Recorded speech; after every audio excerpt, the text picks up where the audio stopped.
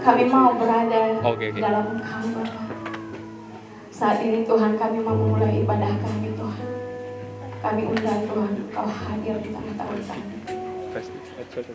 Berbicaralah untuk setiap umat-Mu saat ini Bapa. Kami bawa cawan kami Tuhan untuk Engkau isi dengan roti kehidupan itu. Untuk Engkau penuhi kami Bapa dengan urapan-Mu, dengan firman-Mu, sehingga kami boleh diubahkan kembali Tuhan. Kami diubahkan kembali. Segala kesombongan kami, segala kemunafikan kami, segala ketidaklayakan di hadapan-Mu Tuhan, kami menaruh di bawah kaki. Layakan, sucikan kami Tuhan. Untuk kami datang menyembah-Mu hari ini, memuji Engkau, meninggikan nama-Mu. Hanya nama-Mu Tuhan yang kami tinggikan hari ini, saat ini, di tempat ini. Tiada nama lain selain Engkau Bapa. Bertahtalah, berdaulatlah atas puji-pujian kami, atas firman yang akan dibagikan. Berdaulatlah atas anak-anak kami, atas semua jemaat-Mu Tuhan. Amen. Atas semua pelayan-Mu hari ini. Terima kasih Bapa, terima kasih. Engkau yang memberkati setiap dari pelayan-pelayan-Mu hari ini Tuhan. Mulai dari guru sekolah minggu Tuhan, pelayan-Mu di present worship Bapa, dan yang ada di belakang Tuhan, Kau memperhitungkan semuanya Tuhan. Apapun yang kami kerjakan Tuhan, Kau yang memperhitungkan. Kami memberikan yang terbaik saat ini untuk Engkau Bapa. Hanya yang terbaik. Terima kasih Tuhan, terima kasih. Kami mau sambut Sunday service hari ini hanya di dalam satu nama, nama Tuhan Yesus Kristus, Juru Selamat kami. Haleluya. Amin. Amin. Siapa yang siap memulai untuk mendengarkan firman Tuhan hari ini? Amin. Dari suara. Siapa yang siap? Amin. Mari kita nyanyikan lagu ini dengan penuh semangat.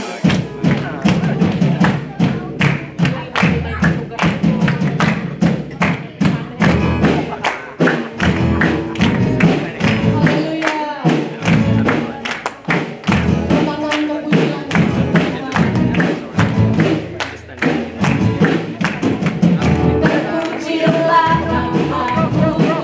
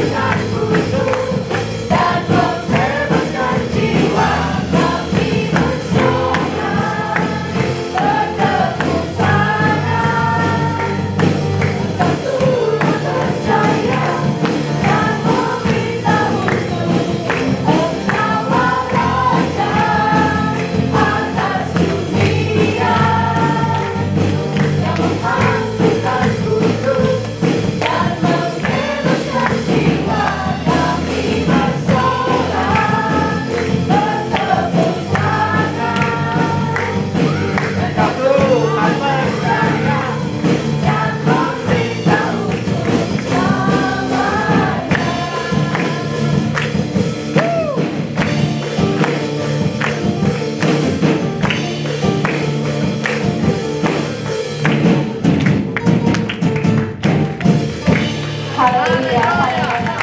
Siapa yang masih semangat untuk memuji Tuhan? Haleluya. Terima kasih Tuhan.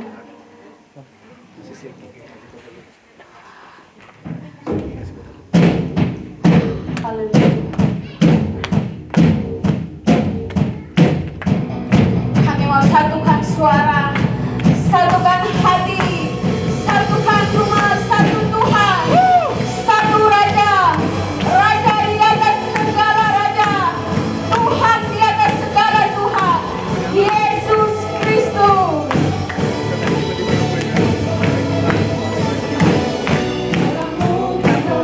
Ubah hidupku, kau jadikan aku ciptaan baru. Ku angkat tanganku dan memujimu. Hidupku tak sama, hidupku tak sama sejak kau ada. Dan kini engkaulah pusat segalanya. Kasihmu kan selalu cukup bagiku. Keagunganmu Tuhan, keagunganmu, kedahsyatanmu terpancar dari indahnya dunia. Segala yang ada telah kau ciptakan, karyamu sungguh tiada taranya.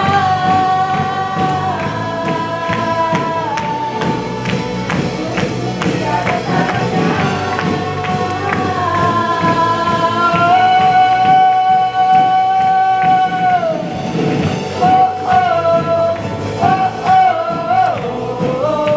Mulia namamu.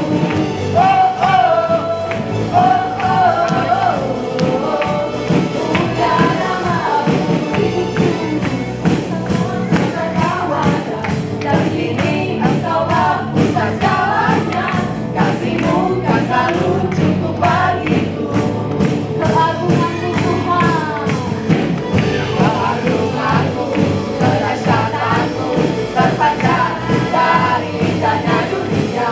Segala yang ada telah kau ciptakan, karyamu sungguh tiada taranya.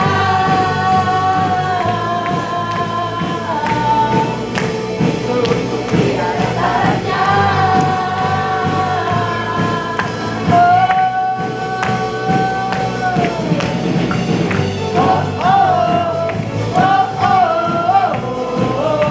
Mulia namamu.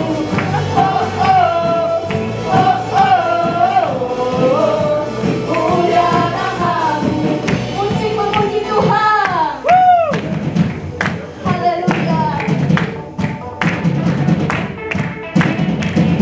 Segala sanjungan, segala pujian, segala kemuliaan, segala hormat hanya bagi Engkau Tuhan. Sebab hanya Engkau yang layak. Haleluya. Mari katakan, give the glory for the things He's done. God be the glory for the things He's done. Lord, God be the glory for the things He's done. Katakan sekali lagi, God be the glory for the things He's done. Keagunganmu, kedahsyatanmu terpancar dari indahnya dunia. Segala yang ada telah kau ciptakan.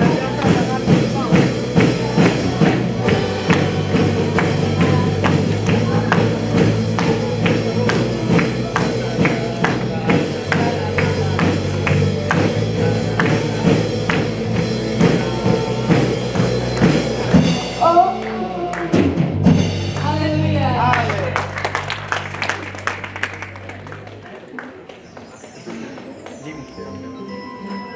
Silakan dulu saudaraku, saatnya kita mendengarkan pengumuman.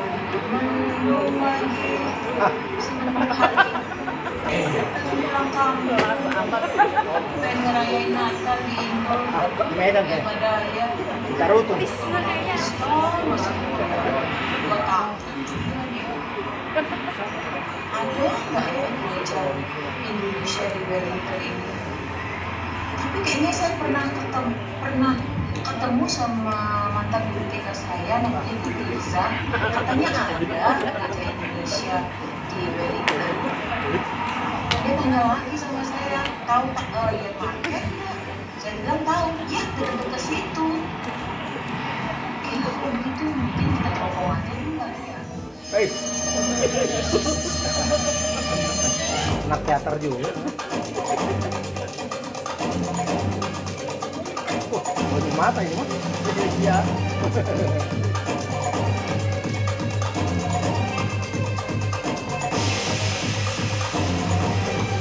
Wih.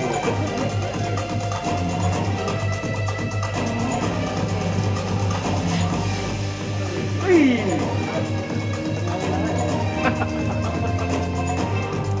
Wih. Luar biasa.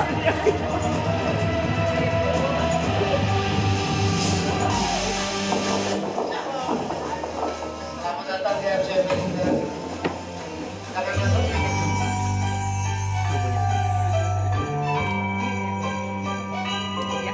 Hi ladies, let's join our women's care this Wednesday at 10 a.m. If you like further information, please contact Abigail. Informasi iCare minggu ini jam 6.30 PM.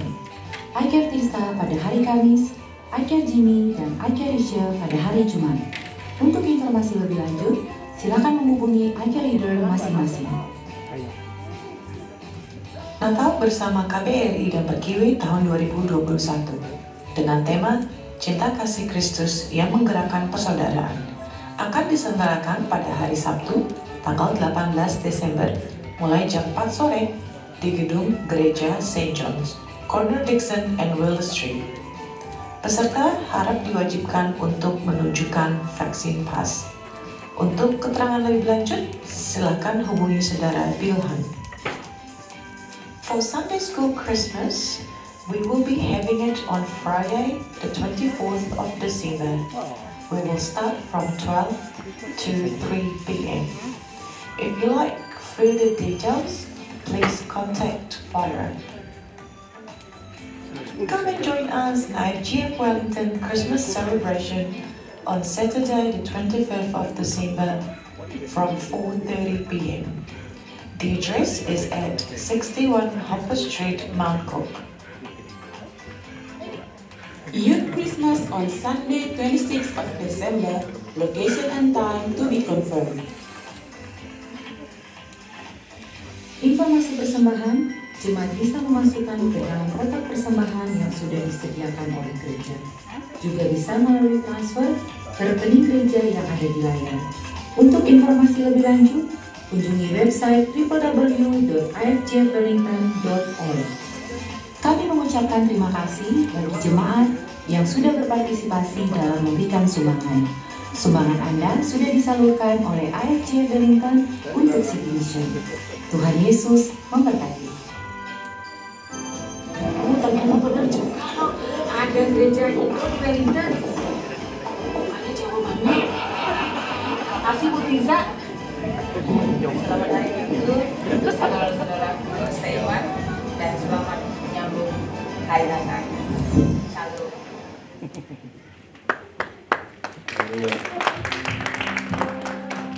Shalom saudara-saudara. Shalom. Shalom saudara-saudara. Shalom. Siapa yang diberkati minggu ini? Haleluya. Out of 7 days, berapa hari kita mengalami hari yang dengan hujan lumayan ya. Kayaknya hanya 1 hari full yang panas gitu. Kita mengucap syukur hari ini cuaca baik, semua berada di tempat ini. Sebelum kita berdoa persembahan, saya mau kesaksian sedikit. Hari Sabtu kemarin ada men's care ya. Jadi bapak-bapak kumpul, karena ada women's care, ada men's care juga. Saya terberkati sekali dengan sharing yang kita discuss, yaitu Yohanes 12 dan 13. Intinya adalah related tentang, menurut saya pribadi, persembahan gitu. Kadang-kadang kita hidup jadi orang Kristen, pernah ngerasa nggak serba salah. Ngerjain ini, ada yang bilang, ih kok dia begitu sih? Tapi ada juga yang bilang, "Ih, luar biasa ya apa yang dia lakukan untuk Tuhan." Ini refer to pasal ini gitu dari Yohanes 12.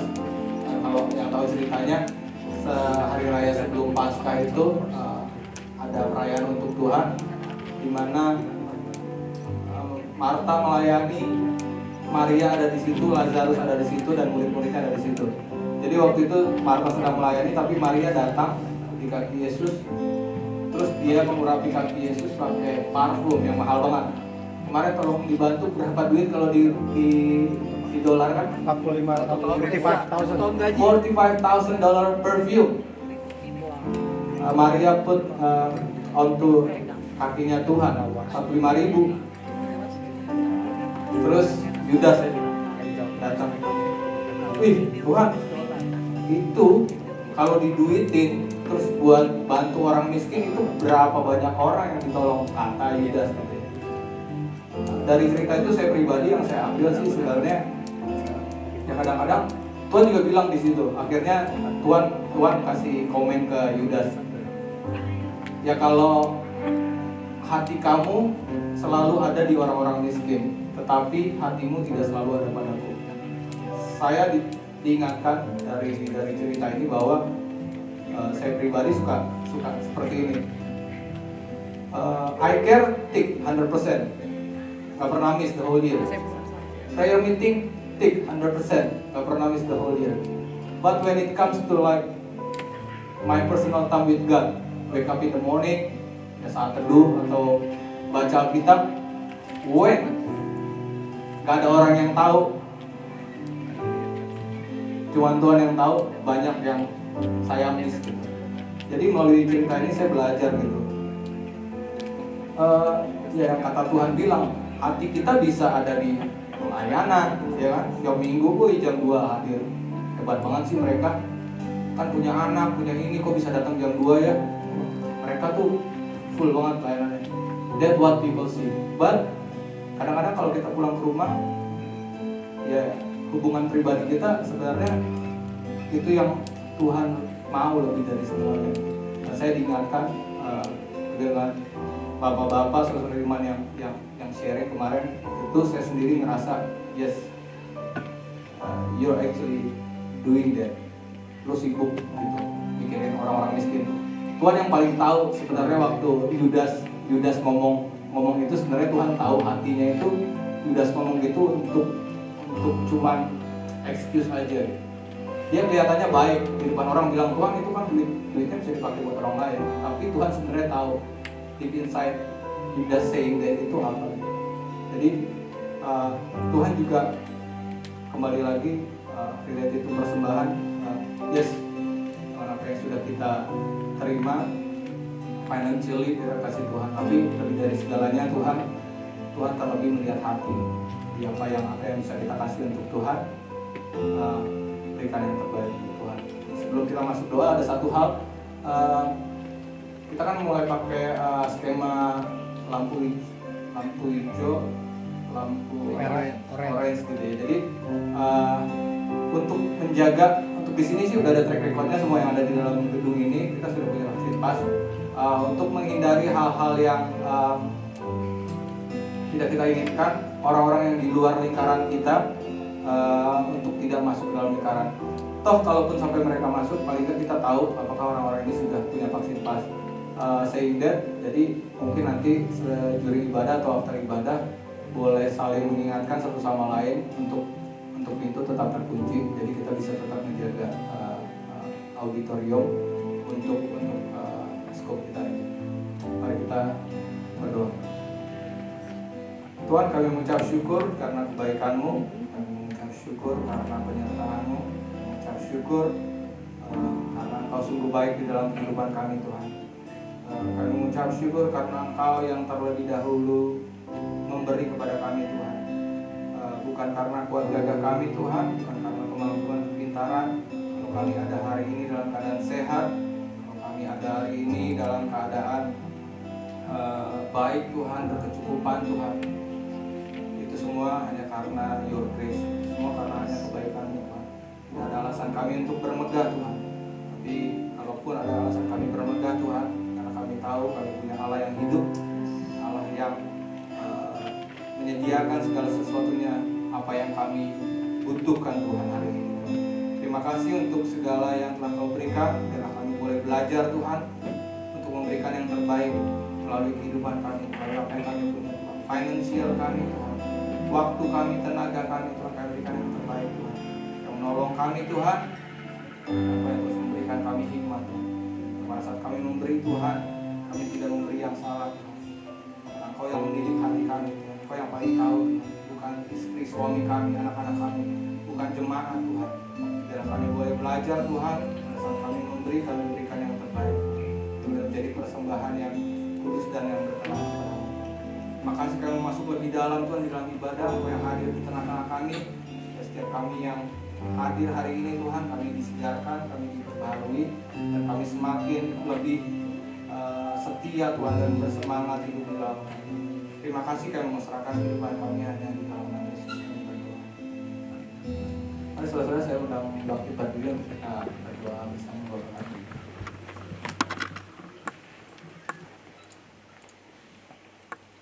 Bapa kami yang di surga, kuduskanlah nama-Mu, datanglah kerajaan-Mu, jadilah kehendak-Mu di bumi seperti di surga. Berikanlah kami pada hari ini makanan kami yang secukupnya, dan ampunilah kami akan kesalahan kami. Kami juga melakukan dan bersalah kepada kami. Dan janganlah kami dalam pencobaan, tapi lepaskanlah kami daripada yang jahat. Karena Kau yang punya kerajaan dan kuasa dan kemuliaan sampai selamanya. Mari silakan ibu saudaraku dalam sikap doa kita membawakan kita sudah ada di penghujung tahun 2021, di mana bulan sekarang ini adalah bulan di mana kita merayakan kelahiran Tuhan Yesus kita. Mari kita flashback lagi ke belakang saat Maria mengandung, saat dimana hari-hari Tuhan harus dilahirkan. Mereka berjalan dari Nazaret ke Betlehem untuk Tuhan Yesus dilahirkan di dalam. Setiap pintu yang diketuk, setiap penginapan yang diketuk di Betlehem untuk Maria melahirkan bayi Tuhan Yesus, setiap itu pula ketukannya tidak ditutup. Semua penuh, semua sibuk, dan akhirnya Tuhan kita, Sang Juru Selamat kita, lahir di palungan di kandang domba. Saat ini, kalau dulu Maria dan Yusuf yang mengetuk pintu itu, saat ini Sang Juru Selamat itu mengetuk hati kita semua. Amin. Adakah pintu-pintu hati kita bukakan untuk Tuhan? Ataukah pintu hati kita sudah kita tutup rapat-rapat untuk Dia? Adakah kita membuka hati kita lebar-lebar untuk Tuhan dan mengatakan, Tuhan silakan masuk dalam kehidupan aku, silakan singgah dalam rumah aku, silakan tinggal di dalam hati aku, di dalam kehidupan aku? Ataukah ada hati-hati di sini yang mengatakan, aku terlalu kotor Tuhan, hidupku penuh dengan kelimpahan dosa, aku tidak pantas menerima Kau di dalam hati aku, aku tidak pantas menerima Kau di dalam kehidupan aku. Dengar saudara, kabar baiknya Tuhan kita dilahirkan untuk kita orang-orang yang berdosa ini. Tuhan kita dilahirkan untuk kita manusia yang kotor ini, untuk Dia bersihkan, untuk Dia murnikan, sehingga suatu saat kita akan bersama-sama dengan Bapa di surga.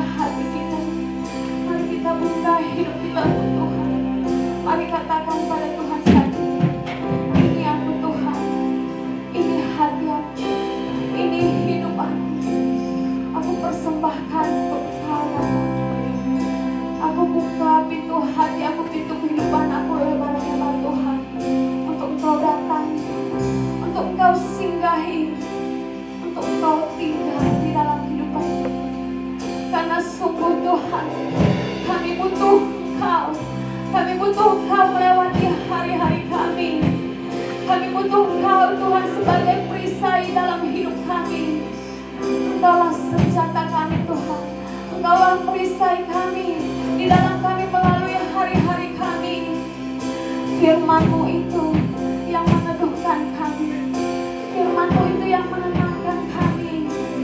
Firman-Mu pelita bagi kaki kami dan terang bagi jalan kami. Haleluya, haleluya.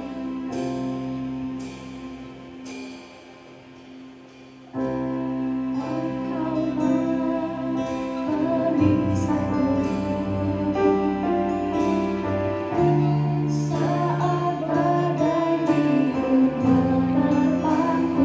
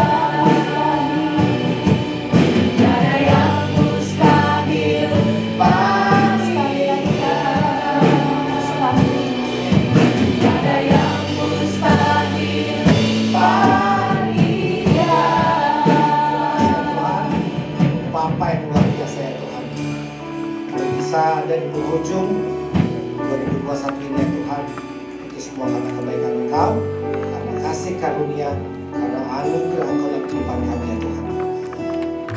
Kami seperti Raja Wali ya Tuhan. Tengah diterpa badai apapun juga ya Bapa, kami terus mau naik bersama Engkau ya Tuhan.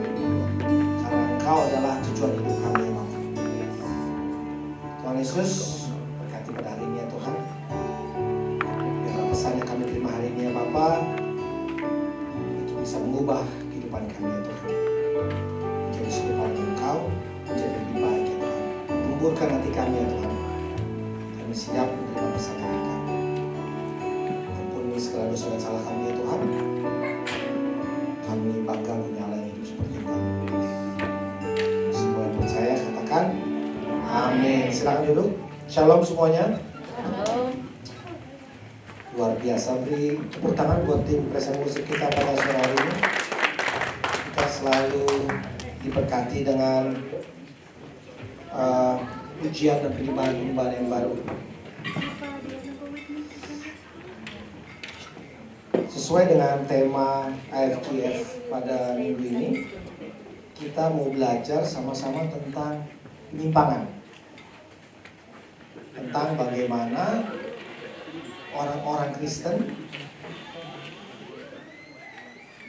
semakin kedatangan Tuhan semakin dekat, semakin banyak pekerjaan iblis, penyesatan itu terjadi pada orang Kristen, anak-anak yang percaya sama Tuhan. Kita mau buka kitab sama-sama di Amsal 19 ayat 27. Sini berkata, hai anakku, jangan lagi mendengarkan didikan kalau kau menyimpang juga dari perkataan-perkataan yang memberi pengetahuan. Firman Tuhan di Amsal ini sangat berbicara keras tentang jangan lagi dengar didikan. Didikan apa? Didikan tentang firman Tuhan atau pendidikan yang lain?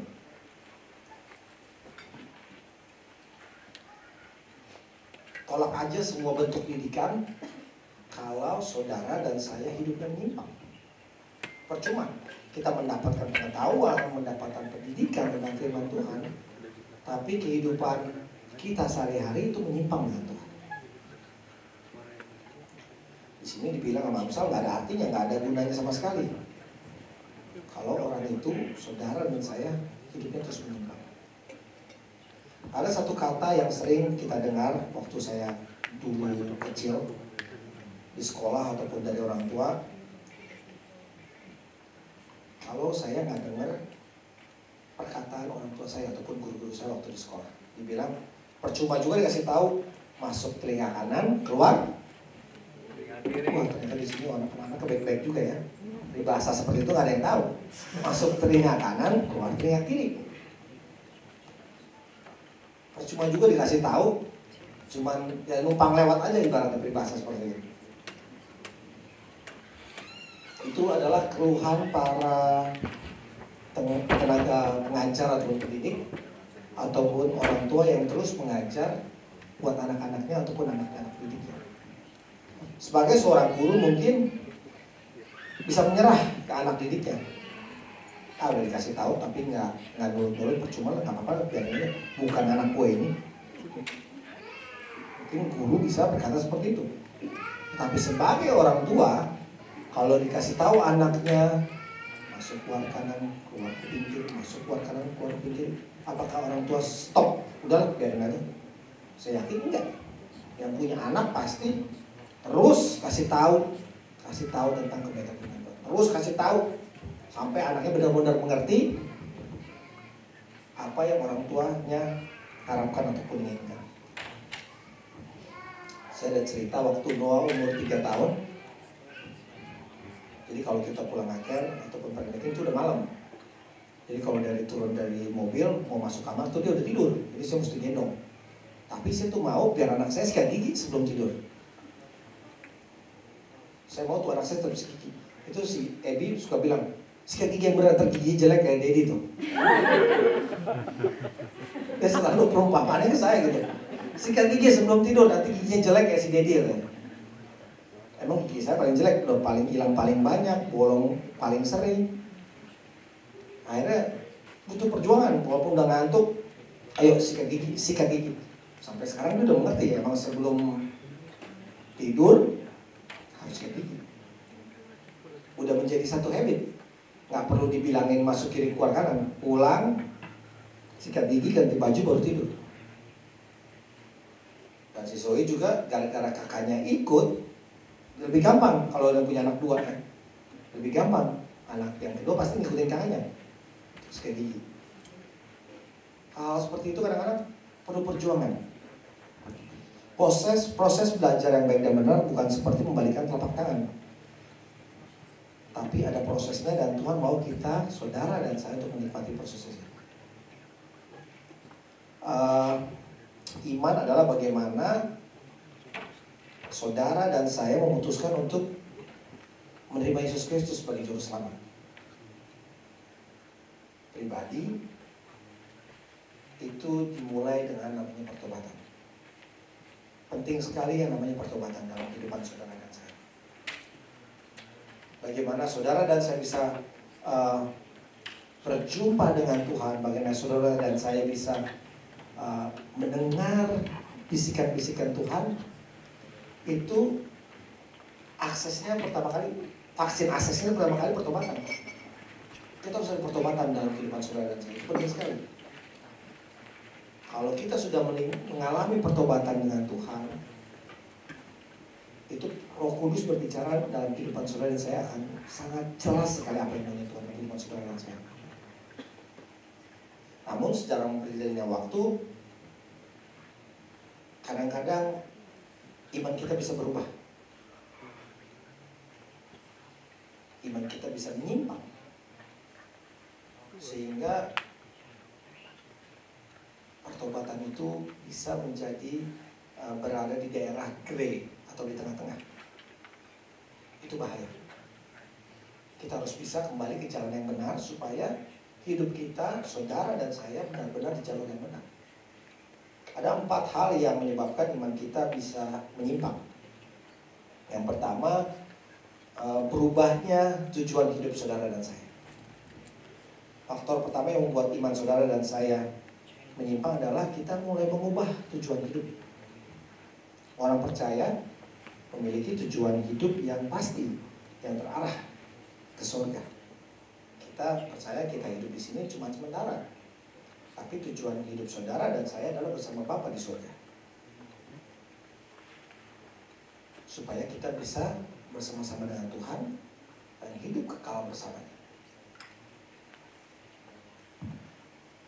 Kita buka di Matius 6 ayat 20. Hai anakku, jangan lagi mendengarkan didikan. 6 ayat 20 bisa kau membantu. Tetapi kumpulkanlah bagimu harta di sorga. Di sorga hangat dan karat tidak merusaknya, dan pencuri tidak membongkar serta mencurinya. Itulah pentingnya kita untuk mengumpulkan harta kita di sorga. Melalui apa? Banyak hal. Kita melakukan kebaikan aja nggak cukup. Kita harus bisa benar pertama kali adalah bertobat, sehingga kita bisa merasakan Allah itu hidup bersama-sama dengan saudara dan saya. Cuma kalau kita hidup baik buat orang, buat sesama, tapi nggak ada Allah, nggak ada Tuhan Yesus dalam kehidupan saudara dan saya. Rasul Paulus juga berkata di Kolose 3 ayat 1 dan 2, karena itu kalau kamu dibangkitkan bersama dengan Kristus, carilah perkara yang di atas, di mana Kristus ada, duduk di sebelah kanan Allah. Perkara yang di atas, bukan yang di bumi. Penting kita cari itu perkara-perkara yang di atas. Bagaimana kita, saudara dan saya, itu bisa menyenangkan hati Tuhan. Jangan kita cuma menerima Tuhan berkat. Mana berkatnya Tuhan? No, tapi kita berusaha untuk menyenangkan hati Tuhan. Kita berusaha menabung, kita berusaha invest harta kita di surga. Mau saya invest sama kripto dan yang lain sebagainya. Penting sekali bagaimana supaya kita berusaha mengumpulkan harta untuk di surga. Tujuan orang percaya adalah, seperti saya bilang tadi, hidup di surga, bukan untuk melakukan keinginan dunia lagi. Kalau kita mulai mengubah tujuan ini, berarti kita berusaha merubah tujuan-tujuan kehidupan dunia kita. Saya ada kesaksian kecil. Saya kerja sebagai chef, tapi saya ada part-time juga sebagai Uber driver. Waktu itu malam-malam, sekitar jam 10-11 malam, saya ada orderan dari kota ke Pori-Ruang. Orang Mauri 2 besar-besar di belakang. Saya nggak takut karena saya bersama Tuhan. Jalan, masuk lagi daerah yang namanya Cannon Street, tahu ya? Ada yang nama di Wellington. Cannon Street itu daerah paling Bronx-nya di Wellington. Kenapa? Apa tuh? Oh, itu daerah yang paling bahaya lah di sana. Saya masuk, saya pakai GPS, masih pakai Uber GPS ya. Selesai saya ngedrop, saya lupa cas handphone saya. Jadi saya selesai ngedrop, saya nggak tahu jalan baliknya nih.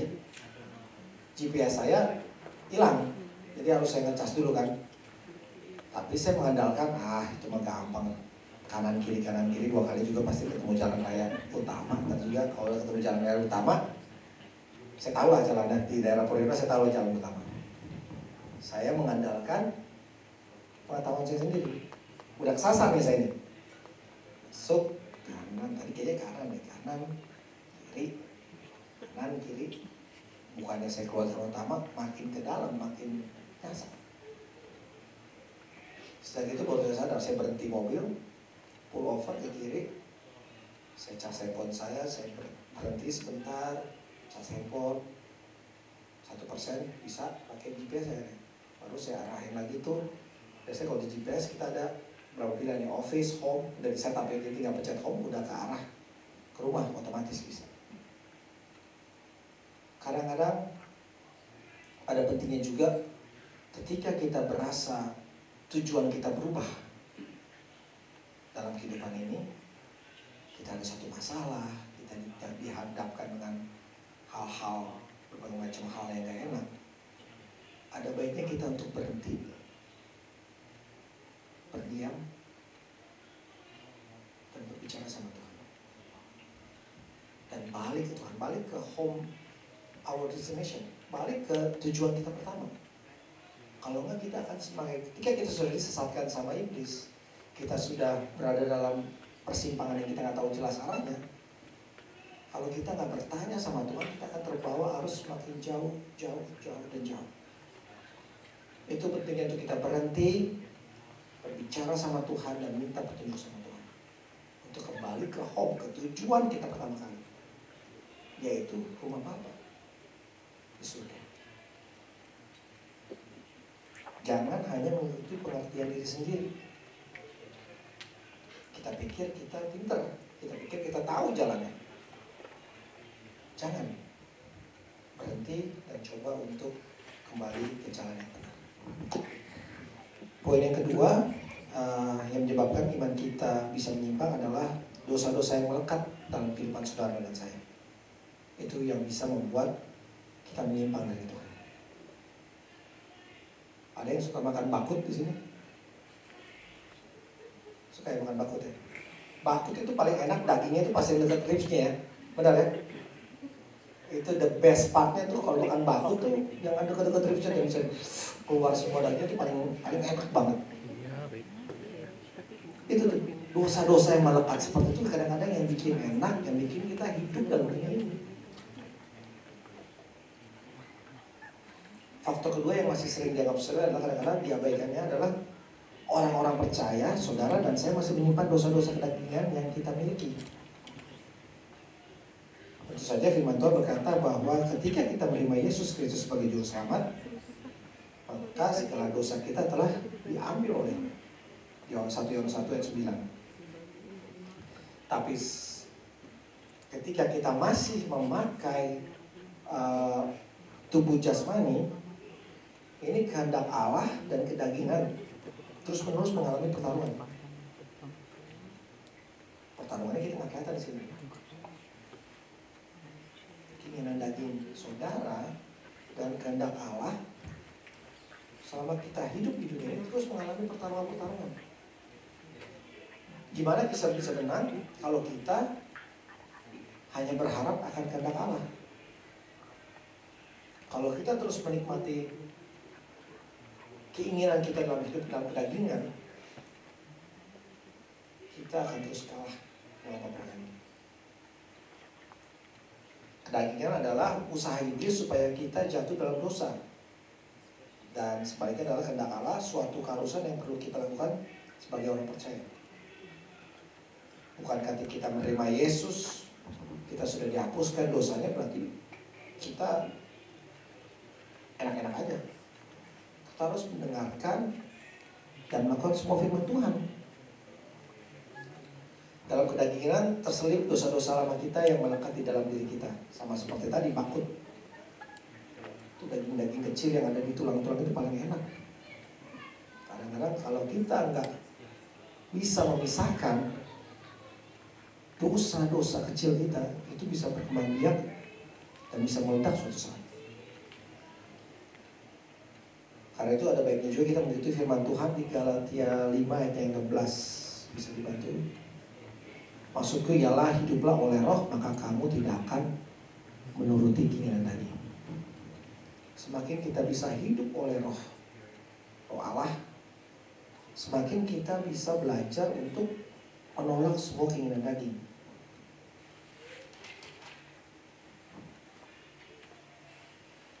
Poin yang ketiga yang saya mau coba share kali ini tentang yang menyebabkan iman kita bisa menyimpang. Rapuhnya fondasi iman saudara dan saya. Kerapuhan ini sama seperti perumpamaan Tuhan Yesus mendirikan rumah. Kita baca di Alkitab di Matius, sama seperti bagaimana kita mau mendirikan rumah ini di atas batu karang yang teguh, atau kita mau mendirikan rumah di atas pasir. Ketika badai menerpa, rumah di atas pasir ini akan gampang sekali terhanyut. Tapi kalau kita mau bangun rumah kita, saudara dan saya, di atas batu karang yang teguh, segala badai apapun, ini rumah akan berdiri kokoh. Sama tadi kayak burung Raja Wali ya. Kalau coba di Google itu, burung Raja Wali salah satunya burung di dunia. Kalau dia dihantam badai, dia nggak berhenti, dia nggak cari tempat pemberhentian. Dia semakin naik ke atas, semakin tinggi. Semakin menari-nari bahwa dia ini, badai ini gak ada masalah. Dia burungnya, dia membuktikan semakin dia ada badai dalam kehidupan dia, semakin terbang tinggi ke atas. Semakin menunjukkan bahwa badai ini gak ada apa-apa dengan kekuatan kepakan saya. Coba lihat burung-burung yang lain, baru hujan sedikit aja udah banyak bertengger-tengger di bawah-bawah gedung-gedung. Kita harus bisa menjadi burung Raja Wali bukan cuma di akhir tahun 2021 ini. Di awal tahun 2022, Tuhan mau siapkan saudara dan saya seperti burung Raja Wali. Apapun badai yang menerpa kehidupan saudara dan saya, terus terbang tinggi bersama Tuhan. One man with Jesus is always victory. Gak ada bisa ngalahkan. Kalau kita bersama Tuhan, itu ada kemenangan yang luar biasa. Jangan menyimpang, terus berjalan bersama Tuhan. Anda akan merasakan kemenangan yang luar biasa di tahun 2022. Fondasi iman adalah murni berasal dari Alkitab. Kita harus mengerti isi, maksud, dan kehendak Allah dalam Alkitab. Semakin kita rajin belajar baca Alkitab, semakin kita tahu isi, maksud, dan kehendak Tuhan dalam Alkitab. Kemudian kita mau melakukannya. Hal ini berarti kita memiliki fondasi yang kuat. Setelah kita mengerti, tahu, dan kehendak Tuhan dalam Alkitab, dan kita melakukannya dalam kehidupan sehari-hari, fondasi iman kita semakin kuat bersama Tuhan. Memahami isi Alkitab bukan perkara yang mudah. Aja tantangan-tantangan yang males lah, ngantuk lah untuk baca Alkitab, nggak ada waktu lah, alasan klasik. Tapi kalau kita sudah mulai rajin baca Alkitab, itu menjadi addictive yang luar biasa. Pengen terus. Kalau sehari nggak baca kitab aja kayak ada yang kurang. Ini fondasi yang kuat. Kita harus coba hidup dengan fondasi yang kuat. Minta hikmat Tuhan ataupun Roh Kudus sebelum membaca kitab. Jangan sekali berdoa dan minta Roh Kudus hikmat supaya kita bisa mengerti dalam baca kitab. Saya waktu baru-baru belajar baca kitab, saya mengadakan diri sendiri gitu, bangun tidur langsung lah cap cip gitu ya, mana nih sekali keluar sekali baca, oh ini dia nih kayaknya, baca satu pasal, 2 pasal lah biar ngerti maksudnya sekalian gitu. Kalau pasalnya pendek, udah lah baca 2 pasal biar ngerti. Tahu nggak? Baca 2 pasal saya nggak dapat apa-apa. Itu tadi guru saya bilang masuk keluar kiri, keluar kuping kanan, nggak dapat apa-apa. Udah baca 2 pasal loh. Lumayan panjang. Tapi kalau saya minta Roh Kudus sebelum baca Alkitab, jangan kan 2 pasal baru 2-3 ayatnya kadang-kadang udah nangis. Ini ayat buat saya banget nih kayaknya. Ini ayat kayaknya udah pernah baca tapi gak sedalam ini artinya. Tapi kenapa saya baca hari ini tuh berasa banget, ada feel-nya lah ibaratnya kalau kata orang-orang. Berasa banget ayat ini buat saya. Itulah, kalau kita sebelum baca Alkitab minta bimbingan Roh Kudus, nggak perlu 1 pasal kita baca, 2-3 ayat aja kita udah merasa ada sesuatu yang mau Tuhan bicara buat saya pada hari ini, buat pagi ini, sehingga kita mau keluar rumah buat melakukan aktivitas, kita udah siap. Karena apa? Karena saya percaya bersama Tuhan pada hari ini. Saya juga pernah dengar orang bilang, yang penting saya percaya Yesus aja lah. Atau nggak penting mengetahui firman Tuhan, yang penting saya melakukannya. Gak penting baca firman Tuhan, yang penting saya melakukan firman Tuhan. Ataupun yang penting saya percaya Yesus. Banyak orang-orang yang percaya Yesus tapi gak mengerti isi firman Tuhan. Menurut saya ini pernyataan yang salah, yang perlu harus dikoreksi supaya kita benar siapa Yesus juru selamat saudara dan saya.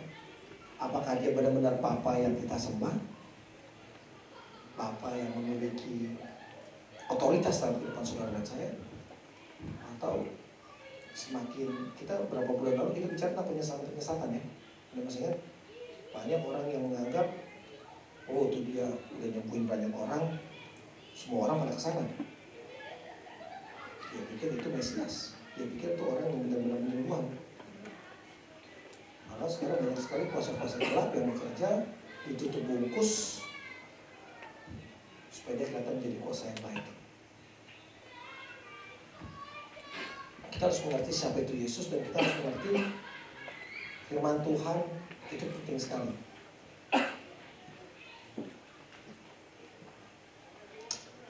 Kita baca di 2 Korintus 11.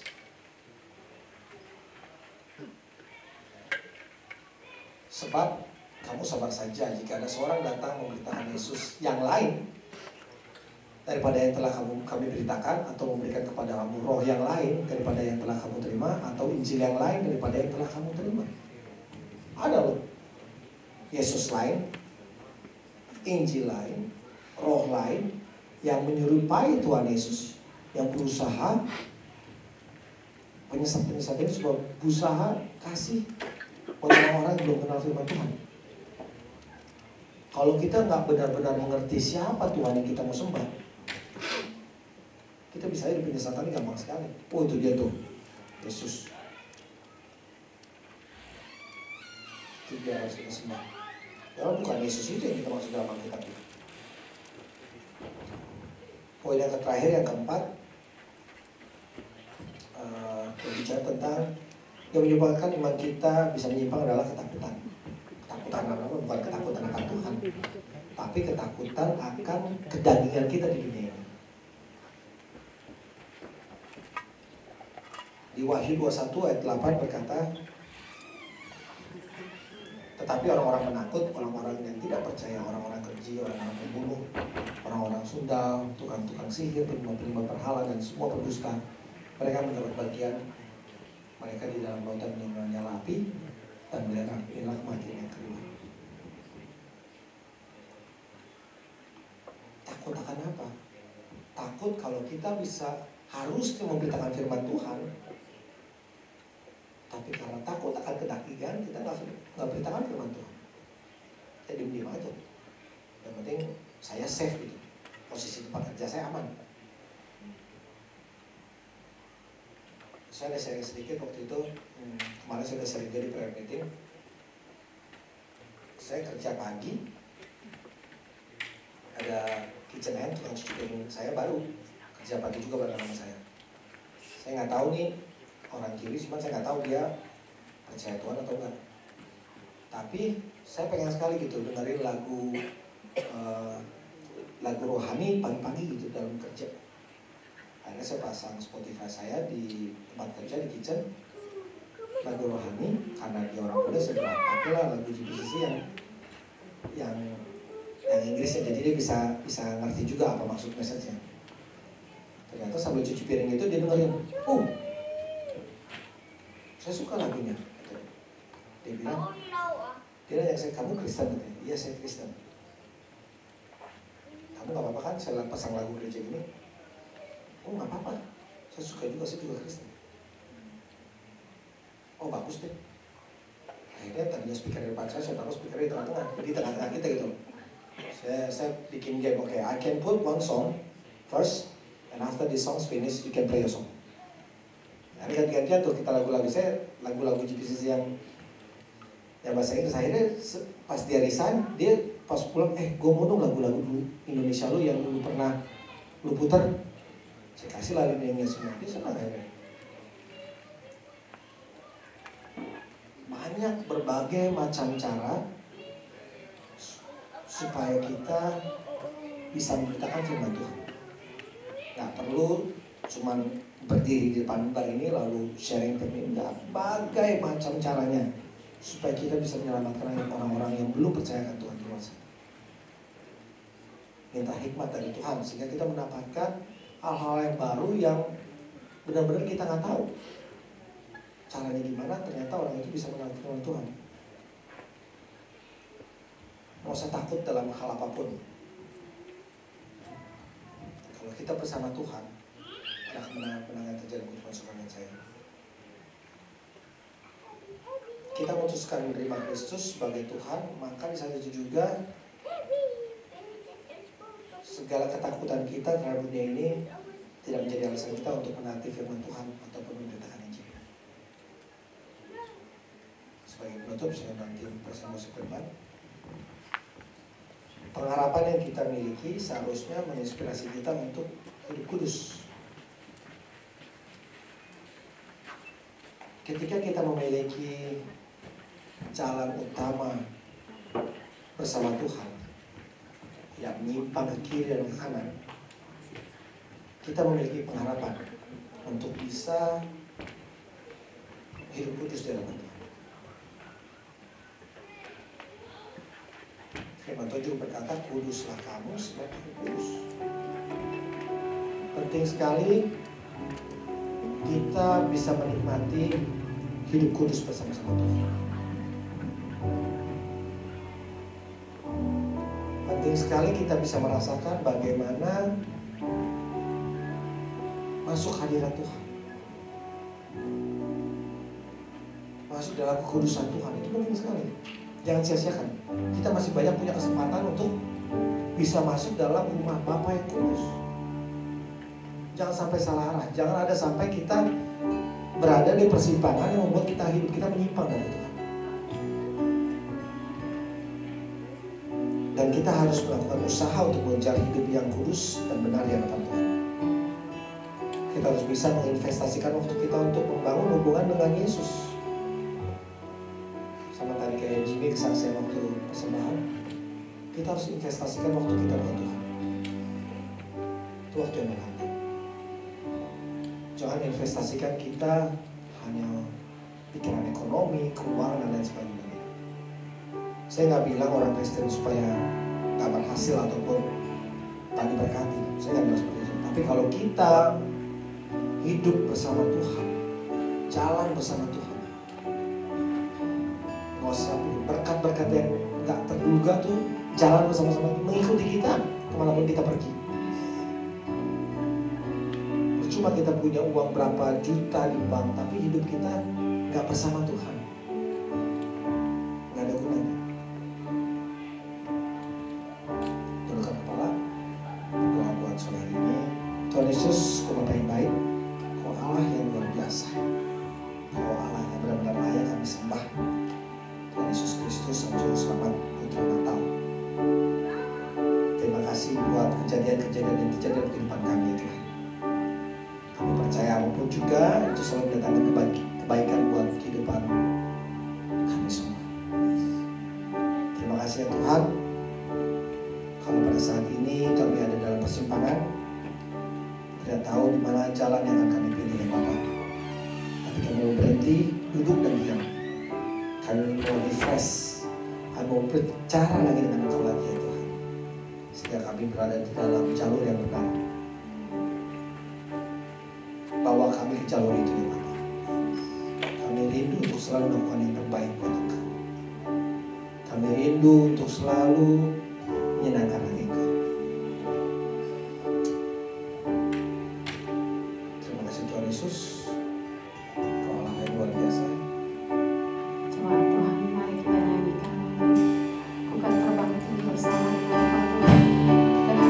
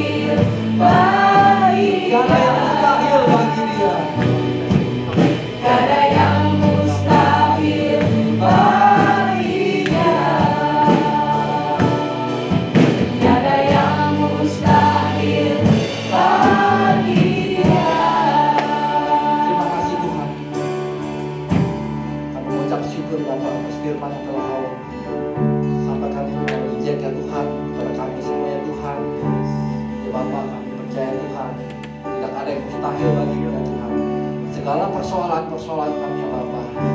Kami mau serahkan ya Tuhan ke dalam tangan-Mu ya Tuhan. Ajar kami ya Tuhan untuk selalu setia ya Tuhan. Ajar kami ya Tuhan untuk selalu ya Tuhan menaruh harapan kami di dalam Engkau ya Tuhan. Kau tidak menjanjikan bahwa setiap orang Kristen tidak ada yang mengalami kesusahan ya Bapa. Setiap dari kita pasti akan mengalami yang namanya kesusahan. Tetapi kita memiliki suatu harapan di dalam Tuhan. Harapan di dalam Engkau ya Tuhan. Engkaulah yang akan memberikan kepada kita semua kekuatan untuk menghadapi segala persoalan kami ya Tuhan. Ajar kami untuk selalu terbang tinggi ya Tuhan. Selalu untuk excellent di dalam setiap hal yang kami mau perbuat ya Tuhan. Supaya kami look forward. Kami mau look forward seperti tema kami ya Bapa. Look forward on your second coming. Look forward on the new heaven and new earth. Amen. Kami mau tinggalkan ya Tuhan dunia ini ya Tuhan, yang sementara ya Tuhan, yang kemah ini ya Tuhan. Sebab kita adalah warga negara surgawi. Amin. Thank you Lord. Mau menuju ya Tuhan ke new heaven dan new earth. Ajar kami selalu ya Tuhan, untuk selalu ya Tuhan menaruh pengharapan ke dalam Engkau. Amin. Terima kasih Bapak, kami ucap syukur. Jika Engkau mendengarkan pada hari ini firman yang disampaikan dan melakukan dengan setia, maka Tuhan akan mengangkat Engkau mengatasi segala bangsa di bumi. Diberkatilah Engkau pada waktu masuk dan diberkatilah Engkau pada waktu keluar. Amin. Tuhan akan memberikan berkat ke atasmu, yakni di atas ilmumu, di dalam segala studimu, segala usahamu dan pekerjaanmu. Amin. Engkau akan selalu naik dan bukan turun. Amin. Engkau akan selalu menjadi kepala dan bukan ekor. Amin. Apapun yang kau kerjakan selalu berhasil. Amin. Rumahmu selalu dipenuhi dengan sukacita, iman, kekudusan, pengharapan, dan kasih. Amin. Kuasa Roh Kudus akan menyertai engkau sekarang dan sampai selama-lamanya. Amin. Terima kasih Tuhan. Kami berterima kasih sekali lagi Tuhan untuk hari ini kami bisa datang untuk memuji memuliakan nama-Mu ya Bapa. Kami masih diberikan kesehatan ya Tuhan. Amin. Kami mau berdoa ya Tuhan untuk negara ini ya Tuhan, New Zealand ya Bapa, di mana kami sedang berada ya Tuhan. Kami juga berdoa untuk kota Wellington ini ya Tuhan. Ya Bapa, kami mau serahkan semuanya ke dalam tangan-Mu ya Tuhan. Kau yang terus pelihara kami ya Bapa. Kami mau serahkan juga pemerintahan ini ya Tuhan. Kau yang terus berikan hikmat dan hikmat dalam semua pengambilan keputusan yang diambil ya Tuhan oleh pemerintahan ini Bapa. Kami juga berdoa untuk negara kami Indonesia ya Tuhan. Kau juga memberkati ya Tuhan Bapak Presiden Jokowi dan juga pemerintah dari paling atas sampai bawah ya Bapak. Amin. Biarpun semua keputusan yang mereka ambil ya Tuhan semua berasal dari Engkau ya Tuhan, untuk memuliakan nama-Mu ya Bapak. Kami berdoa untuk hamba-hamba Tuhan, sanak saudara kami, teman-teman kami. Kau yang melindungi mereka ya Tuhan. You are still in control ya Bapak. You always in control. Terima kasih Tuhan. Kami juga mau berdoa untuk fellowship kami ya Tuhan. Kami berdoa untuk makanan yang akan kami santap ya Tuhan, biar makanan ini menjadi kesehatan bagi tubuh jasmani kami ya Bapak. Terima kasih berkati fellowship kami sehingga menjadi fruitful ya Tuhan. Di dalam nama Tuhan Yesus kami berdoa dan mengucap syukur. Amin. Happy Sunday.